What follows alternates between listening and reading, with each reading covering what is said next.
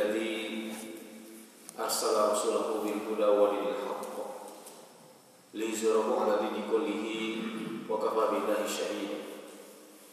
Asyhadu an la ilaha illallah wahdahu la syarika lah wa asyhadu anna Muhammadan abduhu wa rasuluhu la nabiyya ba'da. Allahumma shalli 'ala sayyidina Muhammadin wa 'ala alihi wa sahbihi wa ansarihi wa junudihi wa man tabi'ahum bi ihsani ila yaumiddin. Alhamdulillah, segala puji bagi Allah yang mana pada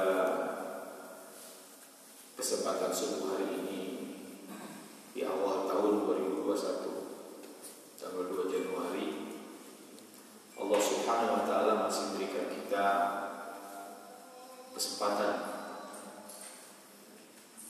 karena banyak orang yang tidak lagi diberi kesempatan oleh Allah Subhanahu wa taala. Jamaah subuh yang hadir hari ini masih diberi kesempatan oleh Allah Subhanahu wa taala. Masih diberikan waktu, masih diberikan peluang untuk memperbaiki kualitas ketakwaan kita kepada Allah Subhanahu wa taala. Karena kalau kualitas hidup secara duniawi nggak perlu dibahas, semua ingin baik dalam keadaan di dunia.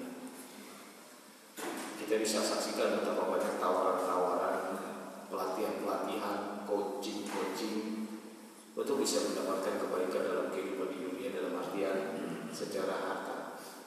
Banyak tawaran-tawaran itu. Tetapi untuk hal yang mengarah kepada keabadian, mengarah kepada sesuatu yang memang ini sifatnya abadi, ini peminatnya agak sepi.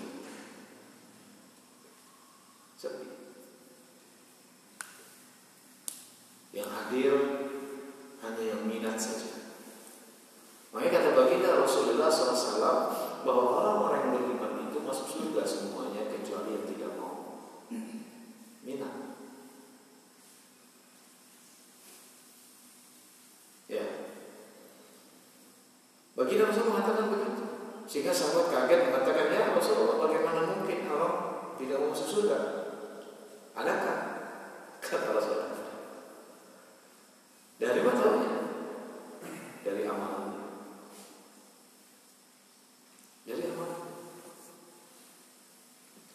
Makanya ketika Nabi Nuh AS berdoa kepada Allah SWT memohon keselamatan buat anaknya, ditolak oleh Allah. Dia mengatakan, dia keluargaku yang Allah SWT. Kata Allah SWT memangnya bukan. Laisa min ahlika, dia bukan lagi keluargamu. Kenapa? Amalannya berbeda, aktivitas hariannya tidak sama.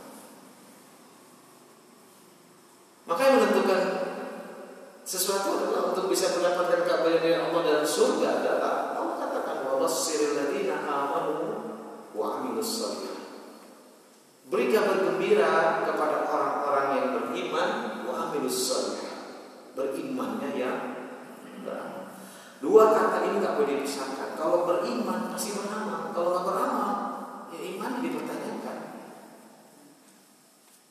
Walaupun dia mengatakan di bibirnya saya beriman. Makanya beramal itu memberikan kabar gembira. Apa kabar gembiranya? Wa basyiril ladzina amanu wa 'amilus shalihati anna lahum jannah. Bagi mereka surga. Dan surga kata Allah wa abqa, lebih kekal, lebih utama. Laka minal ula, dia lebih utama. Tetapi kenyataan realitanya justru banyak orang untuk ke surga hanya di bibir saja kebanyakan. Ketika ditanya apakah semua ingin masuk surga atau beriman, jawabannya pasti semua yang iya. Tetapi menarik, Allah Subhanahu wa taala menyebutkan antara dunia dengan surga, Allah menyebutkan tanpa ada kata imannya. Menulis, berita nulis Al-Isra ayat 18 dan ayat 19 itu tentang dunia dan akhirat. Kita saksikan.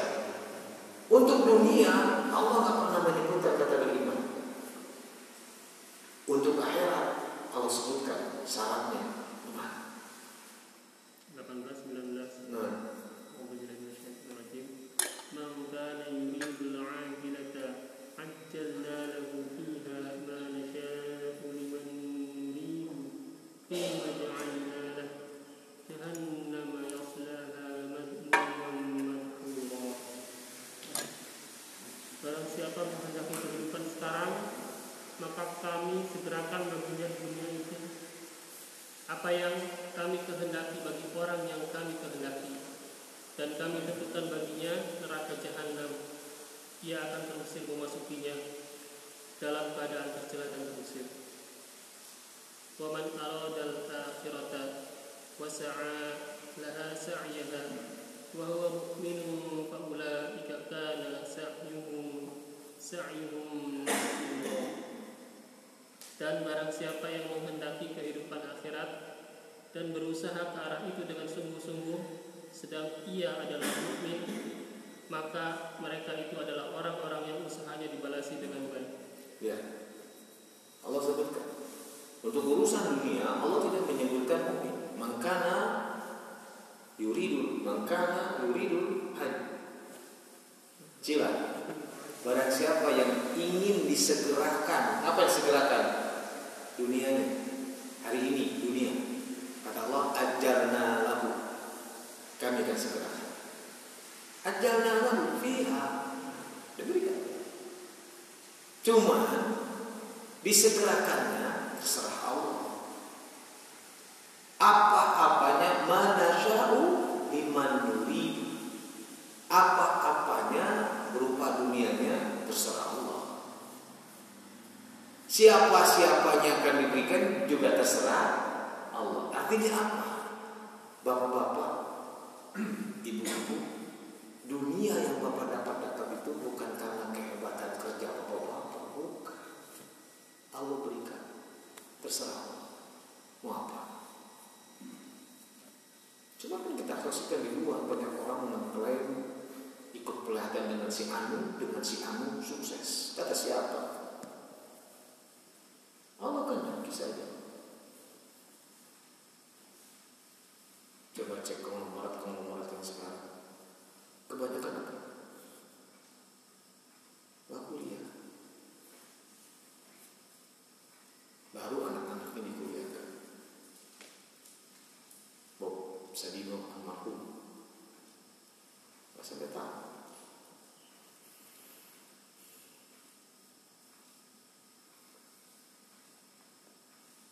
Ya. Tetapi pelatihan itu sebagian dari upaya agar Allah memberikan kehendaknya gitu. Allah sebutkan langsung. Ajalna lahu fiha ma nasya'u liman nuridu, tetapi lanjutannya bagi mereka jahannam dalam keadaan terusir dan terhina. Terusir dari apa? Dari hamba. Karena semua hamba Allah masuk surga. Abdullah itu masuk surga karena dia beriman. Tapi karena dia membangkang, karena dia lebih mengutamakan yang lain selain Allah, diusir dan dihina. Karena pada dasarnya manusia diciptakan oleh Allah di mana? Manusia yang pertama di surga. Terusir artinya kalau orang-orang tidak kembali ke surga.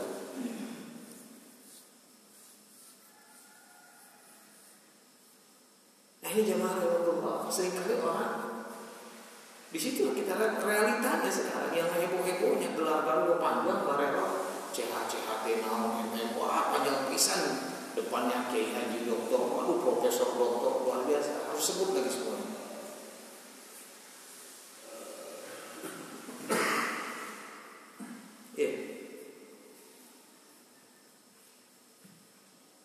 Allah sebutkan itu. Nah, lanjutannya Allah katakan, "Wa man aradal akhirata," siapa yang menginginkan kehidupan akhirat. Wa sa'ya laha sa'laha, wasa'yaha sa'laha. Dan dia berusaha dengan sungguh-sungguh untuk mendapatkan itu. Kalau dunia nggak ada kata kesungguhan. Kenapa? Allah berikan sekarang, Allah terserah Allah. Mana sya'u liman yuridu. Tapi kalau untuk akhirat kata Allah wasa'alaha sa'yaha, wasa'alaha sa'yaha. Dia bersungguh-sungguh untuk mendapatkan itu.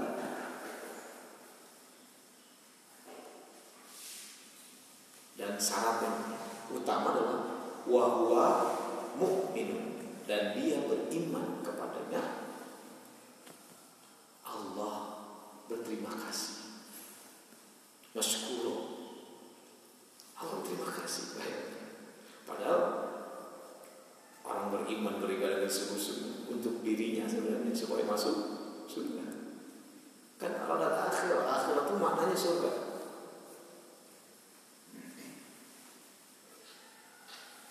Gitu. Artinya apa? Yang Allah lihat itu adalah kesungguhan bapak-bapak mau masuk surga. Karena kata baginda Rasulullah tadi, semua orang beriman pasti masuk, kecuali ya lawannya mau apa? Lawannya tidak mau maksudnya? Mau? Iya. Maksudnya lebih kepada upayanya apa? Sungguh-sungguh. Kalau nggak sungguh-sungguh berarti nggak mau, nggak minat. Orang yang minat pasti sungguh-sungguh. Orang yang punya keinginan pasti dia akan berusaha untuk mendapatkan apa yang diinginkan. Itu tidak.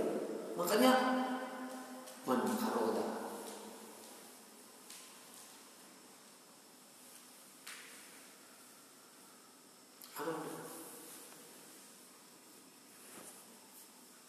ya makanya jemaah rahimahullah, ternyata Ali bin Abi Thalib radhiyallahu anhu yang dinukil oleh Imam Nawawi Al-Bantani dalam kitabnya Nasul Hibah, Ali bin Thalib berkata ada 6 kunci surga agar kita bisa masuk surga. Ini pendapat para sahabat, menjadi rujukan kita setelah hadis Rasulullah adalah rujukan para sahabat. Ali bin Thalib mengatakan begini, ada 6 kunci surga. Kalau kita punya kunci ini ke-6-nya, dipastikan masuk surga insyaallah. Yang pertama apa kata Ali bin Abi Thalib? Ma'rifatullah, mengenal. Kalau orang sudah mengenal Allah Subhanahu wa taala, orientasinya, aktivitasnya, semuanya dikerahkan untuk Allah Subhanahu wa taala. Inna sholati wa nusuki wa mahyaya wa mamati lillahi rabbil alamin. Lillahi rabbil alamin.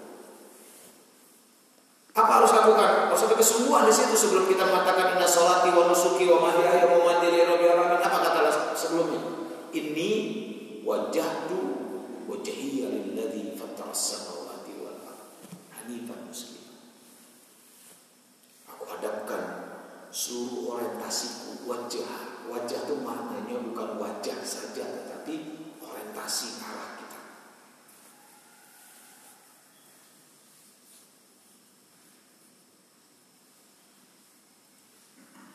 Arah yang memang sudah baginda arahkan. Kita nggak perlu arah baru lagi. Arah yang sudah diarahkan oleh baginda Rasulullah. Qul in kuntum tuhibbunallah fattabi'uni. Jika engkau mencintai Allah, ikuti aku. Jadi ciri orang yang mencintai Allah sudah mengenal Allah. Orang yang mengenal Allah adalah pasti dia akan mengikuti baginda Rasulullah SAW. Rujukannya. Karena begitu kan Allah. Qul in kuntum tuhibbunallah fattabi'uni yuhibbukumullah wa yaghfir lakum dzunubakum. Kenapa mengikuti baginda itu Allah berikan rahmat dengan beberapa hal disebutkan. Cinta Allah kepadanya, yuhibbu. Allah mencintai, yuhibbu. Yang kedua, Allah akan mengampuni dosa-dosanya. Karena memang manusia tidak akan luput dari kesalahan. Manusia tidak akan lepas dari dosa. Maka Allah ampunkan. Allah ampuni. Kalau orang itu mengenal Allah, maka akan terlihat dari kata-kata wassa'alaha sa'yaha, bersungguh-sungguh untuk meraih itu.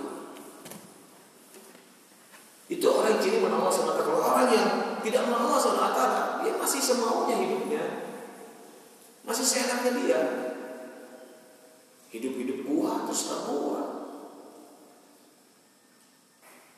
Kan begitu, motor, terserah aing mah kumaha gitu. Nah, ente nu repot.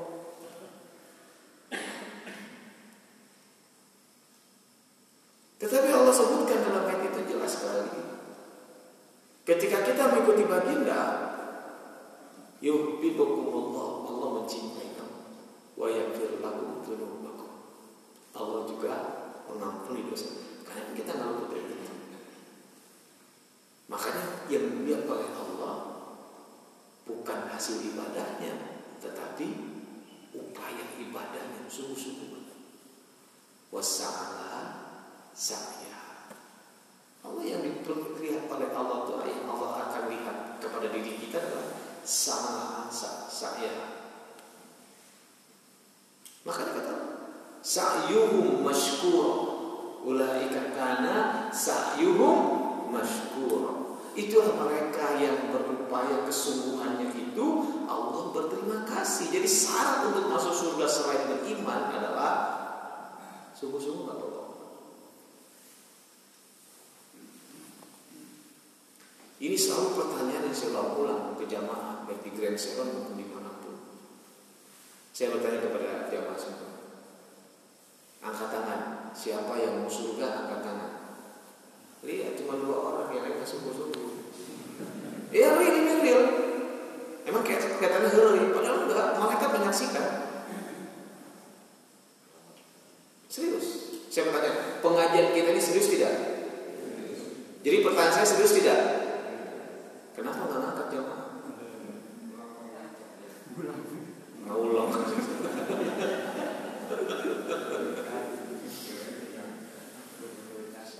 Nunut aja kan.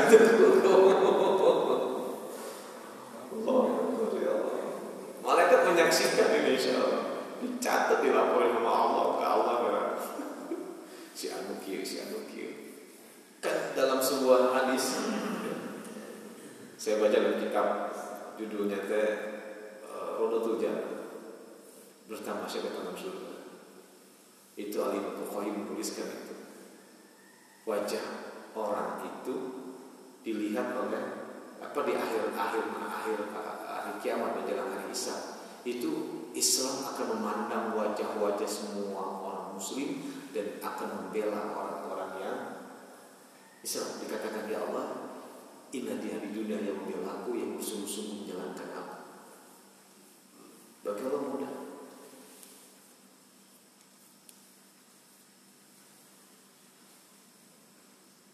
Maka jangan cuma embel-embel. Ma'rifatullah itu yang pertama. Syarat utama untuk masuk surga, kunci pertama untuk masuk surga adalah ma'rifatullah. Ciri orang ma'rifatullah gampang, pasti idolanya baginda Rasulullah.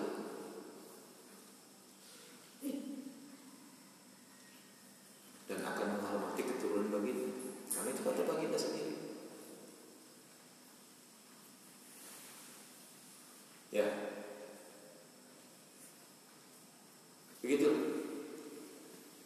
Jadi ma'rifatullah yang pertama. Ciri orang menolong mengikuti baginda. Itu yang pertama. Kunci yang kedua kata Ali bin Abi Thalib adalah ma'rifatus syaitan. Mengenal setan. Kan kata Umar bin Khattab, kalau kita ingin memenangkan satu pertarungan, kenalilah musuhmu. Maksudnya kenalilah kekuatannya, upayanya, sehingga kita punya strategi jitu untuk mengalahkan musuh. Gitu. Makanya Allah sebutkan asy-syaitan innahu lakum aduwwun mubin. Setan itu musuhmu yang nyata. Walaupun setan itu nggak terlihat secara kasat mata yang berupa jin, tetapi kita bisa melihat setan yang berwujud manusia. Dan ternyata Allah SWT mengatakan ketika bicara musuh, Allah mengutamakan manusia karena dia terlihat gitu. Kalau untuk arah ibadah, untuk menyatakan ibadah, Allah menyebutkan jin dulu karena memang yang didulukan diciptakan Allah manusia jin. Ya Allah ciptakan duluan mana? Manusia atau jin? Jin. Tapi kalau untuk musuh, manusia yang didahulukan. Coba kamu di surat 16 ayat 100, surat 6 ayat 112. 16 112 coba antara 6 dan 16. Coba buka surat 6 dulu ayat 112.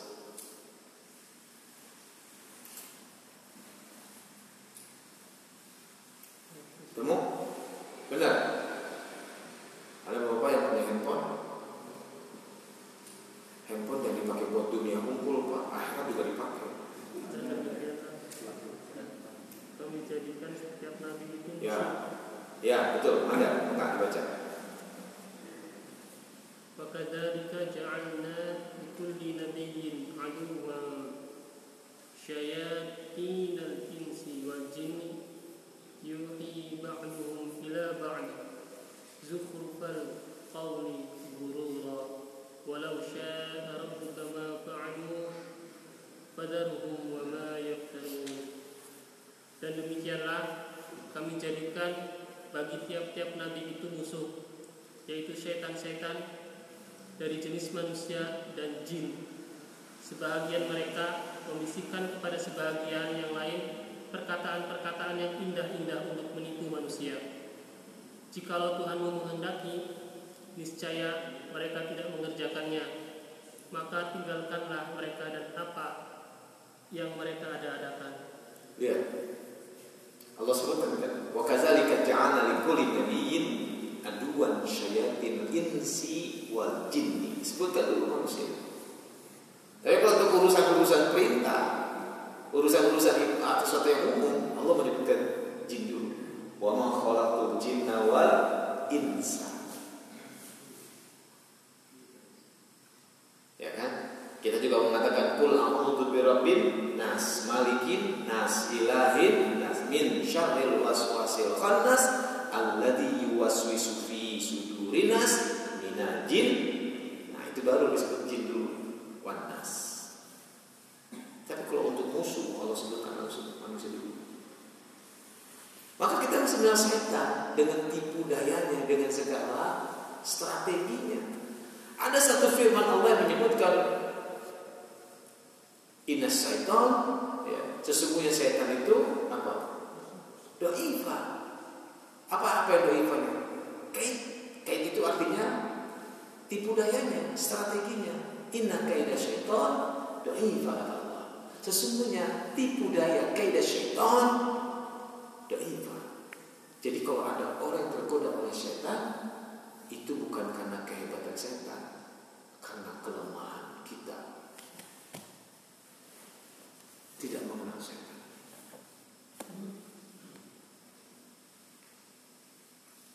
Terus langsung.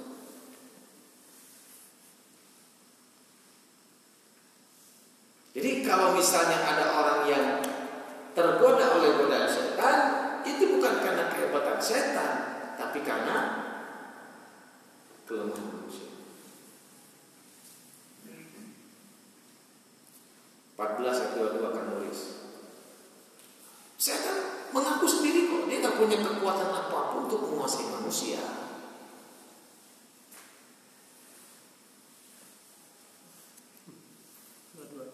Setan mengaku sendiri. Dan berkatalah setan tatkala perkara hisab telah diselesaikan, sesungguhnya Allah telah menjanjikan kepadamu janji yang benar, dan aku pun telah menjanjikan kepadamu, tetapi aku menyalahinya. Sekali-kali tidak ada kekuasaan bagiku terhadapmu, melainkan sekedar aku menyuruh kamu, lalu kamu mematuhi seruanku. Oleh sebab itu, janganlah kamu mencerca aku, tetapi cercalah dirimu sendiri. Aku sekali-kali tidak dapat menolongmu, dan kamu pun sekali-kali tidak dapat menolongku. Sesungguhnya aku tidak membenarkan perbuatanmu mempersekutukan aku dengan Allah sejak dahulu. Sesungguhnya orang-orang yang zalim itu mendapat siksaan yang pedih. Ya, Allah informasikan itu tentang setan, bahwa setan akan berlepas diri dari apa yang telah dilakukan oleh manusia. Setan mengakui bahwa dia cuma membujuk aja, merayu, membisikkan, menyampaikan, mengajak, hanya itu. Setan mengatakan, saya tidak punya kekuatan untuk masih manusia. Langsung dinyatakan oleh setan sendiri. Min sultan, gak punya kekuatan. Alaikum, untuk menguasai kamu semua min sultan. Tapi ada satu ayat, Allah menyebutkan manusia telah dikuasai oleh setan.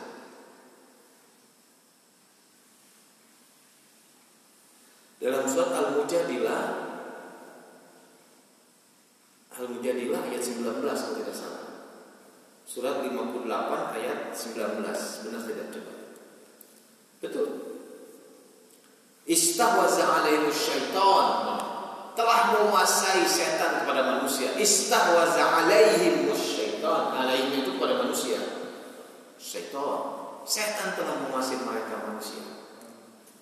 Fa'ansahum zikrullah, maka mereka melupakan Allah. Jadi orang yang tergoda oleh setan, orang yang dikuasai oleh setan adalah orang yang di hatinya tidak berzikir kepada Allah.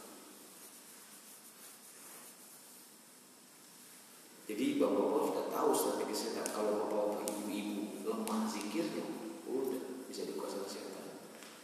Jangan setan itu maknanya jin aja. Setan yang berwujud berbahaya, yang paling berbahaya yang berwujud manusia, karena dia akan saling bekerja sama untuk mempengaruhi dengan kata-katanya mereka, kata Allah, dengan propaganda-propagandanya mereka, dengan opini-opini dibangun oleh mereka, agar sesuatu yang benar menjadi salah, yang sesuatu yang salah menjadi benar. Dan itu kita rasakan hari ini. Kita rasakan sesama kaum muslimin mulai gontok-gontokan karena terpengaruh dengan apa yang mereka ceritakan, apa yang mereka sebarkan, opini-opini.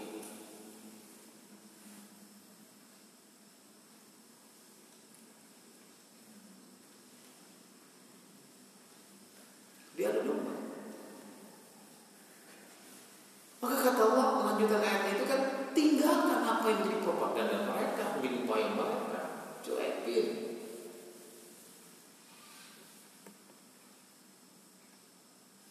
Maka saya berharap benar kepada jemaah mujahadah, tahanlah jempol kita untuk menyebarkan sesuatu, apakah itu isinya baik atau buruk, selama itu belum valid datanya, jangan ikut nyebarkan.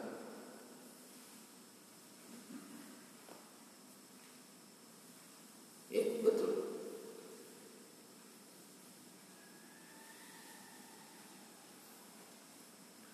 Jangankan yang aib, yang baik-baik aja tak perlu kita ceritakan semuanya. Kemesraan kita dengan keluarga tak perlulah diekspos. Ini dipublis. Alhamdulillah ya Allah, Engkau telah berikan aku suami yang soleh. Nikmat Allah mana lagi yang kamu dustakan saya. Gambarnya lagi pelukan. Jalan-jalan sama keluarga, alhamdulillah ya Allah, Engkau beri aku nikmat bisa datang ke tempat yang begitu indah ya Allah. Bagaimana orang melihat status bapak-bapak yang dia punya duit? Apa kata mereka? Sombongan, pamer. Saya tidak sengaja bapak minta doa yang jelek ke mereka. Boleh nggak? Nggak ada larangan. Ada larangan. Mau ekspos hal yang baik nggak ada larangan. Niatnya dalam dakwah emang dia berubah nggak? Kita harus jujur pada diri kita sendiri. Ngeser-ngeser itu buat apa? Tipis antara ingin disebut hal yang baik-baik bagi dirinya dengan dakwah. Bedanya tipis. Nggak dilarang. Cuma kita harus lebih selektif lah gitu, untuk mengekspos. Bahkan ulama mengatakan kemesraan kita dengan pasangan kita itu nggak perlu diekspos, nggak perlu. Kita berjalan di luar dengan bermesraan aja itu sudah diingatkan sama baginda.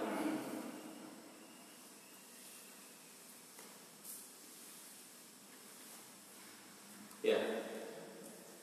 Kalau kita mencium kening istri kita depan anak-anak, itu mau kudu cium kening istri kita, itu perlu untuk menunjukkan bahwa kita memang sayang dengan keluarga. Itu beda. Tapi kalau di luar rumah konteksnya berbeda.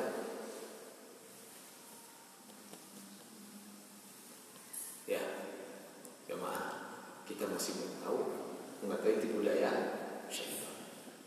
Mengenal setan, kata Ali bin Abi Thalib radhiyallahu anhu, agar kita tahu strateginya, agar kita tahu upaya mereka, sehingga kita bisa waspada lebih sigap lagi. Dan ternyata solusi untuk kita bisa menghindari propaganda syaitan, baik yang berwujud manusia dan jin, cuma satu, bapak totalitas. Jadi seorang muslim jangan setengah. Ya alladzina amanu udkhulu fis-silmi kafah. Masuklah ke dalam Islam secara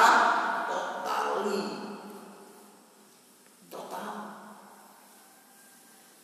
Langsung ciri orang yang total, dia tidak akan bisa mengikuti langkah setan. Wala tattabi'u khutuwatis syaitan. Kenapa? Innahu lakum aduwwun, karena setan musuh bagi kamu. Yang namanya musuh harus diapain? Dilawan, bukan dihindari.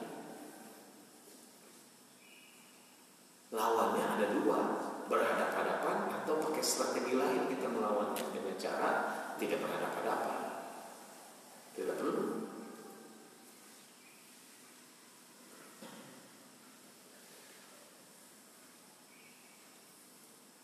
Rajanya setan siapa? Hah? Ngomong iblis takut-takut amat. Iblis gitu. Laknatullah alaih. Iblis. Sampai hari ini masih hidup kan? Masih hidup dia. Karena Allah mengatakan innaka munzarin, sesungguhnya kamu termasuk orang-orang yang ditangguhkan kematian sampai hari kiamat. Masih hidup dia, menyaksikan.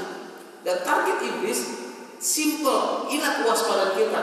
Target iblis kepada manusia cuma satu, bukan murtad. Ada yang tahu? Target iblis kepada kita apa? Hah? Halo, assalamualaikum, jangan marah, kedengeran. Nundutan kan ya? Target iblis kepada kita apa? Kita harus tahu tipu daya setan supaya kita bisa menghindari setan. Maka kita mesti mengenal setan. Target setan, target iblis kepada manusia bukan murtad. Itu murtadnya bonus.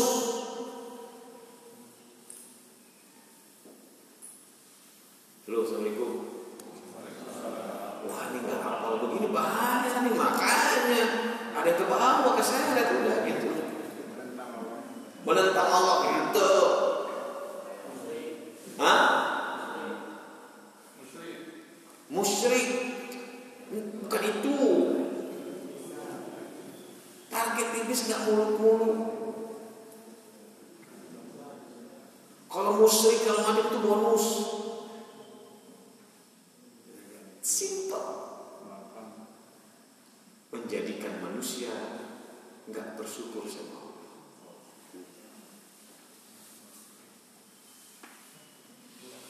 Menulis surat 7 ayat 17. Tong di parung mana handphone mah? Saya pakai.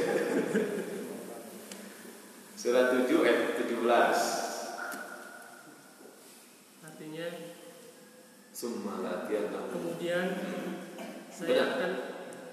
kemudian saya akan mendatangi mereka dari muka dan dari belakang mereka, dari kanan dan dari kiri mereka, dan kau tidak akan mendapati kebanyakan mereka bersyukur. Jadi target ini apa?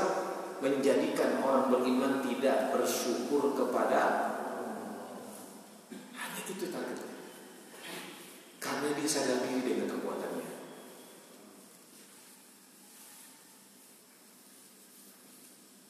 Jadi targetnya nggak bersyukur.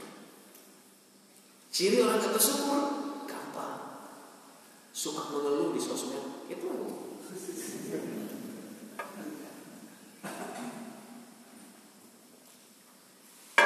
Ditulis, ya Allah, hidup kieu-kieu teuing ya Allah.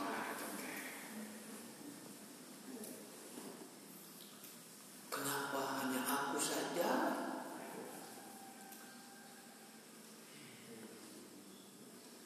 Hujan deui. Kata baginda Rasulullah SAW, "Oman asbaha," siapa yang di pagi harinya, pagi itu mewakili sesuatu yang seharusnya kita nikmati kesadarannya, kita hirup udaranya masih bersih relatif. Ternyata orang yang di pagi yang harusnya fresh gitu, bersih enteng gitu. Ini kata Allah, kata baginda, dia mengeluhkan kesulitan hidupnya kepada saudaranya, kesulitan hidupnya kepada saudaranya. Dia mengeluhkan itu kepada saudaranya. Kata baginda, yang dikeluhkan itu sebenarnya kepada saudaranya adalah Allah Subhanahu wa Ta'ala. Dia gak ridho dengan apa yang Allah berikan hari itu.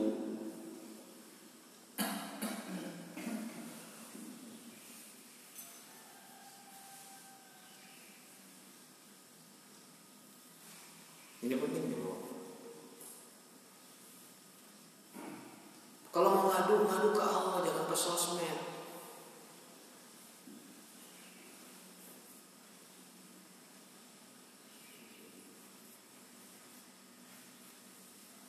Bahkan orang yang suka memamerkan makanan di ruang publik itu, foto-foto makanan, foto-foto dia berjalan-jalan di ruang publik ya, itu sama dengan juga banyak ustaz yang mengatakan terbuka perasaan ke anu teka duit. Kalau di ruang publik, tapi kalau teman-teman kita inbox itu beda.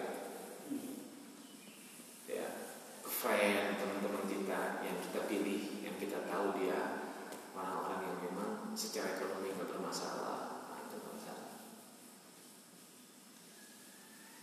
Dilarang itu maksudnya nggak dilarang, cuma kita harus jaga perasaan. Baginda Rasulullah itu perasaannya kepada umatnya luar biasa. Dalam surat At-Taubah ayat 24. Biasanya kalau Allah mengatakan wa ma arsalna, telah kami utus rasulan kepada kamu sekalian, alaikum rasulan, seorang rasul minkum. Biasanya begitu. Minkum atau minhum, dari golongan kamu, dari golongan mereka, minhum. Tapi untuk khusus ayat 128 At-Taubah, min anfusikum, ada kata anfusnya, dari dirimu sendiri. Maknanya begitu. Maksudnya dari dirimu sendiri apa? Ya, apa yang dialami oleh kita, baginda akan ikut merasakan. Karena bahasanya begitu. Coba lihat, mana Pak tulis? Laqad ja'akum rasulun min anfusikum azizun 'alaihi ma 'anittum harisun 'alaikum bil mu'minina raufur rahim. Sungguh telah datang kepadamu seorang rasul dari kaummu sendiri, berat terasa olehnya penderitaanmu, sangat menginginkan keimanan dan keselamatan bagimu, amat belas kasihan lagi penyayang terhadap orang-orang mukmin. Allah bicara tentang sifat secara perasaan.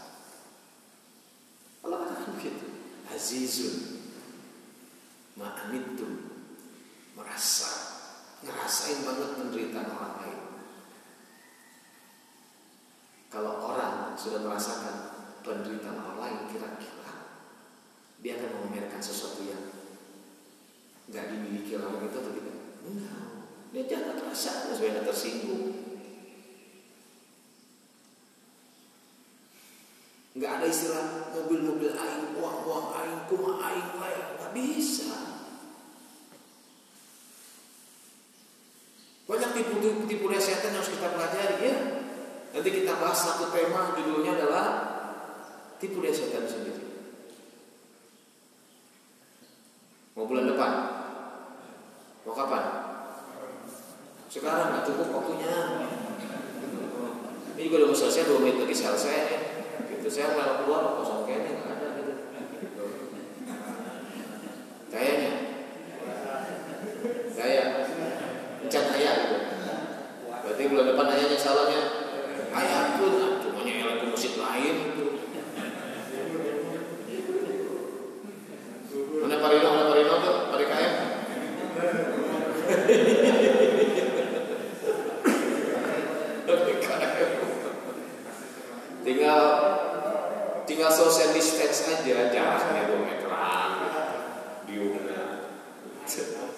Kayak dokter ini banyak.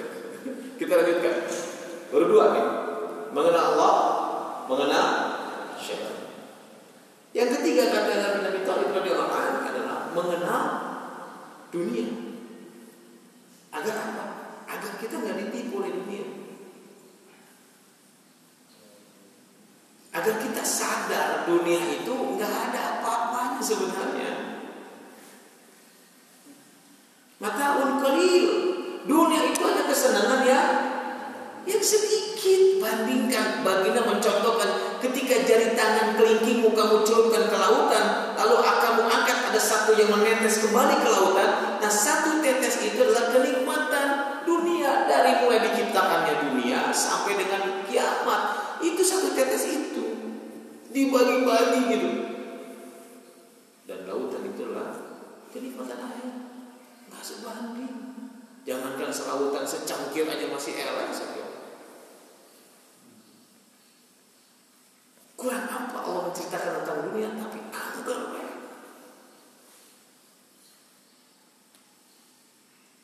Bapak-bapak punya tabungan di bank, rencana-rencana tentang tabungan bapak-bapak coba cek, tulis. Kebanyakan urusan dunia, urusan akhirat. Rencana-rencana punya uang. Halo, assalamualaikum.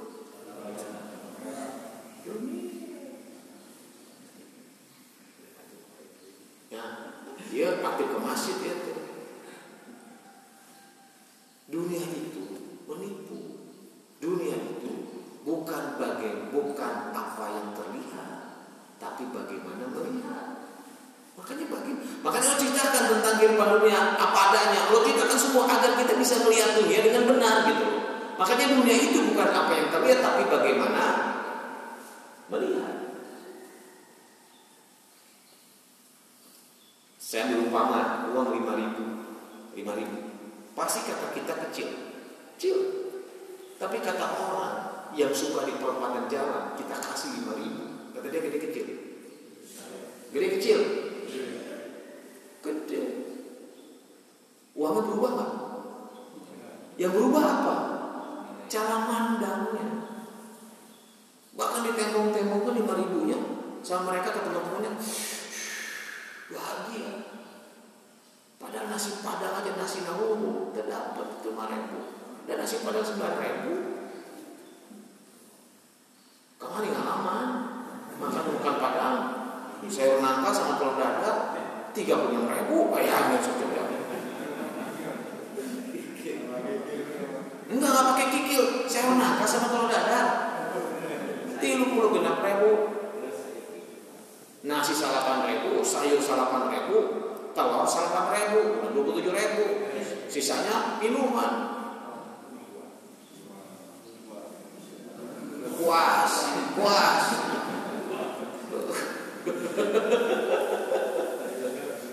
Tapi bagi mereka mendapat 5.000, bahagianya luar biasa. Karena cara pandang berbeda. Oke, kita naikin nilainya 5.000 dengan 100.000. Gedean mana? 100.000 kan? Dibawa ke mall, gede kecil. Kan cara pandang kan? 100.000 masukin ke kenceleng masjid, gede kecil. Itu beda. Alibab belanja kirang, alibab sodako gede telinga tuh. Pedit, kopet, korek, merege, buntut, asiran, cap, jari.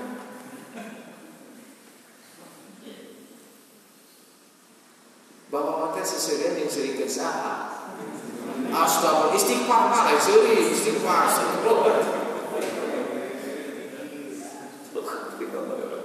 2, 3 dunia.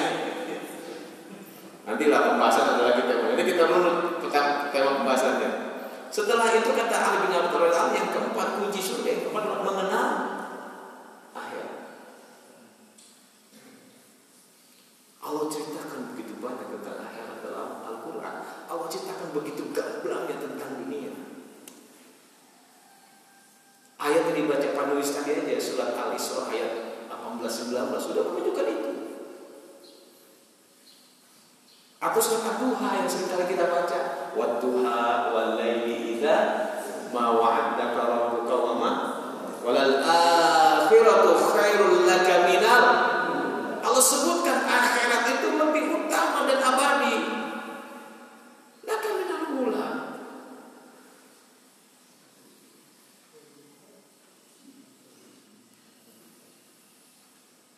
Maka kita harus hafal, harus tahu tentang kehidupan akhirat.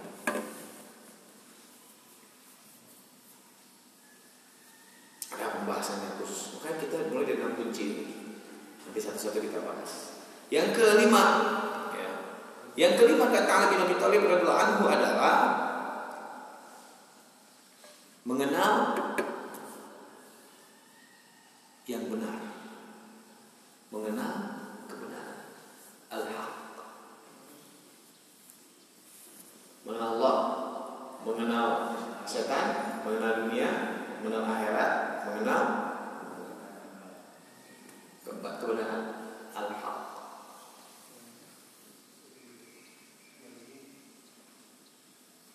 Bagaimana cara melakukan yang benar? Belajar Islam. Cuma orang ikut pengajian teh itu tadi, minat tadi. Kalau nggak minat susah. Dan itu minat muncul karena dia tidak paham. Kalau paham dia pasti minat. Kalau nggak minat, nggak paham, nggak minat. Ini yang gue incar nih. Muncul kan, dia punya pengetahuan tentang apa yang dia mau, ada di situ dikejar, kejar. Takkan lari gunung, dikejar, yakin. Makanya dibangun dream, mimpi, kan begitu. Afirmasi, ingin punya mobil, yang mau diincar mobilnya, setiap ketemu diusaha, setiap ketemu diusaha, dia diusaha. Ternyata betul ya, mimpi ternyata mengusap mobil terus kerjanya. Dia ngusap terus, dia ngusap aja jadi tukang cuci mobil. Mimpi dream, ya betul. Saya nonton film film kayak sinetron gitulah bersambung-sambung yang lagi milenial, pengen tahu sebenarnya biar bisa dakwah ke milenial. Film Korea, drakor, judulnya Startup. Startup itu kan adalah merintis, startup, memulai, pebisnis. Itu ada di Korea itu, di film itu ada namanya sebuah lembaga sandbox namanya. Dia itu adalah lembaga untuk melatih para pemula-pemula, para pengusaha. Dari para mahasiswa sudah lulus atau yang enggak pun ikut sebagai peserta, diseleksi dari sekian ribu, hanya yang diterima cuma 12. Hanya 5 tim usaha. Nah di situ sebelum itu dia datang, dia nulis dulu di kertas bulat, dia tulis, dia tempel jaring itu sampai ribuan tulisan apa? Dream, mimpi-mimpinya mereka. Saya ingin apa, saya ingin apa, saya ingin membahagiakan orang tua, saya ingin dream. Ya. Jadi sebelum upaya dia untuk mencapai itu menjadi apanya dulu. Kan dalam buku Seven Habits juga disebutkan, yang disebut dengan mau jadi apa endingnya. Jadi bicara endingnya dulu, kita ingin apa gitu. Ya. Nanti baru how to-nya bagaimana gitu. Ya, ngomong to-nya dulu, saya baru how to gitu. Wah, luar biasa tuh. Merintis bisnis sampai kayak begitu luar biasa. Yang saling berantem, yang saling ini.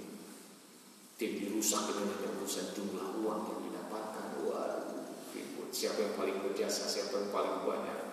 Menjadi seorang CEO bagaimana? Wah, harus saja tega katanya CEO itu. Kalau enggak akan maju perusahaan. Itu selalu format-format yang kayak begitu yang dipahamkan oleh banyak orang. Sukses. Tapi bagi Allah dunia nggak ada artinya. Kalau value-nya nggak dapat, kalau value-nya nggak punya, percuma Bapak Ibu punya kekayaan yang banyak. Kalau value-nya nggak ada, nilai-nilai moral. Nah, sandbox itu dibikin oleh seorang pengusaha Korea dengan lambang anak kecil lagi main ayunan. Dia terinspirasi, ada orang datang menceritakan tentang peluang bisnis, terus dia cerita tentang anak yang perempuan. Dia minta, anaknya kaget, kenapa bapaknya bawa taruh di bawah ayunan pasir pantai. Terus dia main, begitu jatuh anaknya nggak cedera karena di bawahnya pasir empuk. Itu filosofi dia lambang semboknya itu baik anak kecil dan ayunan. Agar bisnis itu juga harusnya adalah nilai-nilai humanis yang diperhatikan. Bagus. Ya walaupun milenial lah gitu ya. Tapi jangan nonton Pak, cukup saya saja cerita cukup lah. Itu startup. Anak-anak gitu Pak, nonton ini bagus buat milenial. Referensinya anak K-pop sarangnya.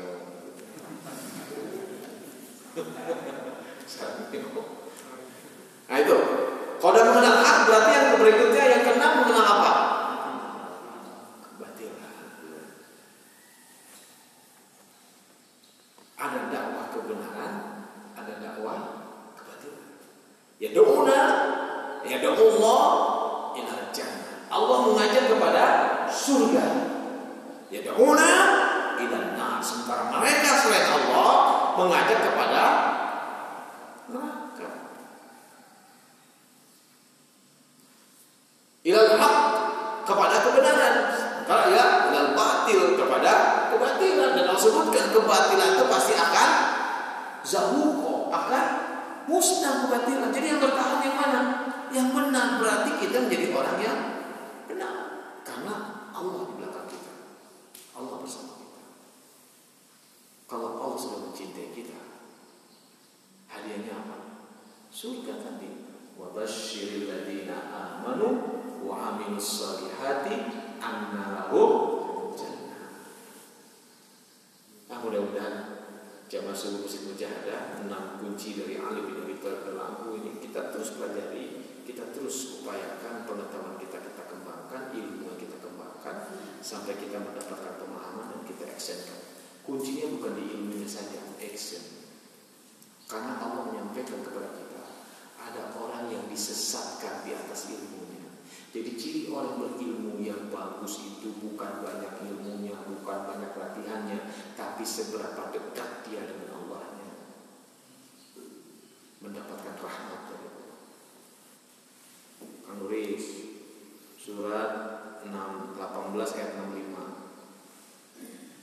Ini orang yang mendapat ilmu dan mendapat rahmat. Al-Kahfi terjemahan aja penulis.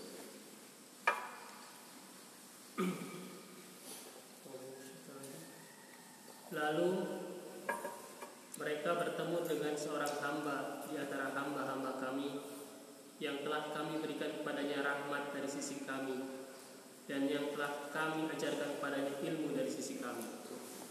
Jadi orang yang berilmu yang benar itu rahmat Allah selalu turun. Wa atainahu rahmatan minna min indina, dari sisi kami, dan juga ilmu yang Allah ajarkan kepada mereka. Abdan, tidak disebut siapanya, cuma kita menyebutnya Hidir, Nabi Hidir. Ini kan kisah Nabi Musa belajar kepada hamba Allah. Di Al-Quran kan sebutin nama, cuma kita dari literatur yang lain disebutkan Hidir. Ya, Hidir. Jadi Nabi itu ada peringkatnya. Nabi, Rasul, Ulul Azmi. Paling tinggi itu levelnya Ulul Azmi. Nabi Musa di mana? Kalau terbawah atau level teratas?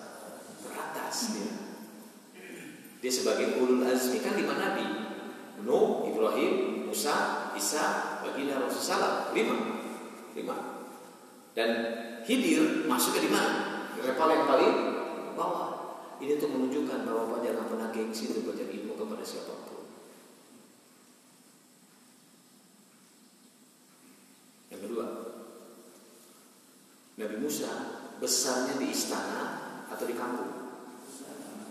Istana, tapi dia daerah jadi tukang jahit. Ya tukang jahit kan, nimba sumur. Di sini ketemu jodoh anaknya Nabi Syuaib. Tinggal di istana, dia tukang jahit. Artinya apa? Kerjakan apapun selama itu halal, yang rezeki Allah. Jangan pernah gengsi. Usah salah. Nah sekarang kita lihat orang yang disesatkan dengan Allah dengan ilmunya. Surat 45 ayat 23. Ada orang berilmu disesatkan dengan apa? Dengan ilmunya.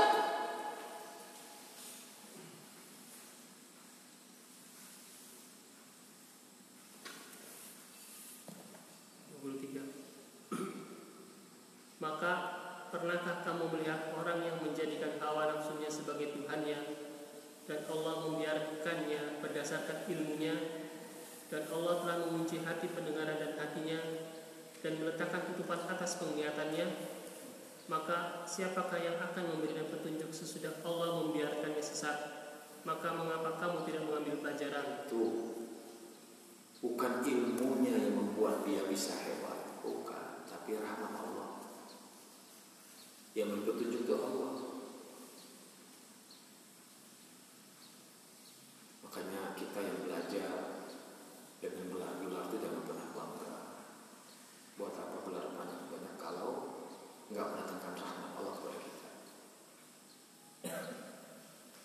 Banyak orang yang sebenarnya jumawa dengan lulusan mana dia, bisa bahasa Arab nggak dia? Wani-wani yang nyampein kebenaran. Tapi memang untuk menyampaikan kebenaran harus dengan ilmu. Untuk mendapatkan kemuliaan harus dengan ilmu. Artinya belajar, mengharapkan rahmat Allah yang diluruskan, bukan untuk gagah-gagahan.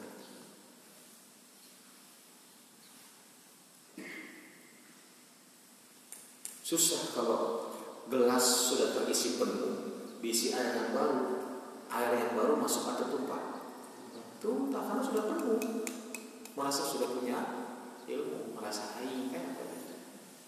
Kalau kita belajar seperti gelas kosong, akan dapat banyak. Gitu. Maka kisah Nabi Musa dengan Nabi Yusuf itu berbeda. Sama-sama Nabi tapi berbeda. Nabi Musa how to win, bagaimana untuk meraih, how to win, bagaimana untuk meraih kemenangan. Maka digambarkan fisiknya kuat, kemudian menenggal batur orang Mesir ditenggel paeng, disiapkan karena keberhadapan peperangan, disiapkan. Tapi Nabi Yusuf bukan how to win, how to lead, bagaimana memimpin. Depankan satu ilmu, hafizun alim, tapi hafid dulu disebutkan. Kalau Nabi Musa qawiyun alim, orang yang kuat lagi berilmu. Tapi Nabi Yusuf hafizun alim, orang yang terjaga akhlaknya. Karena pemimpin akan menghadapi godaan yang itu tuh, harta, tahta,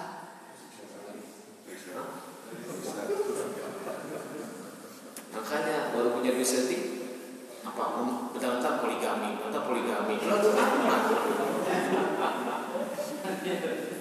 asa gitu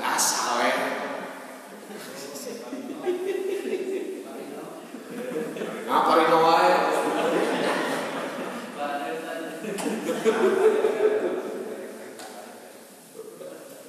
Tapi kalau misalnya ada antara bapak yang sudah poligami, kita nggak usah diomongin, biarin aja. Nggak usah. Itu udah takdir Allah. Kita tinggal nunggu takdir aja. Ya, insyaallah ya. Nah ini, 6 hal inilah kunci-kunci surga yang insyaallah akan kita bahas satu persatu secara bertema insyaallah di pertemuan-pertemuan akan datang. Ya, mudah-mudahan bisa pakai Lifokus atau pakai whiteboard lah biar Bapak. Nggak usah deh, tetap sosialisasi ya karena masih Covid. Kalau pakai whiteboard kan perlu merapat supaya kelihatan. Kalau Bapak pakai whiteboard cukup dengarkan ya seperti inilah saya menundutan gitu. Tapi tadi mungkin hari ini kalau Allah bisa kalau kali hada astagfirullahaladzim innahu ghafurur rahim subhanakallahumma wa bihamdika asyhadu an la ilaha illa anta astaghfiruka wa atubu ilaik. Assalamualaikum